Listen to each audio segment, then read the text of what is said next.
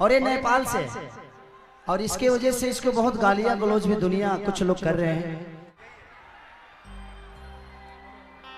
ये शोमिया है, एक शादीशुदा लड़की होकर भी इसने मेरे नाम का टैटू अपने हाथों पे बनवा लिया। बट कोई बात नहीं, थैंक यू, बट ऐसा आपको नहीं करना चाहिए। आप इतने अच्छे हैं ना, आपके लिए हम कुछ भी कर सकते हैं।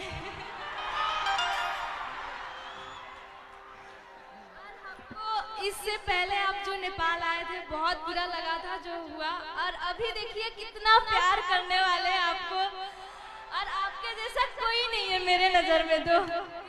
थैंक यू शोमिया, दिल से थैंक यू, बट अपना ख्याल रखना। ऐसी दीवानगी भी ठीक नहीं है, क्योंकि आपके पीछे अपना परिवार है। सबका दीवानगी कोई नहीं करता है, कोई एक ही को कोई पसंद करता है, जो आपको मैं करती हूँ भोजपुरी इंडस्ट्री में। एक शोमिया के लिए जोरदार ताली बजाइए।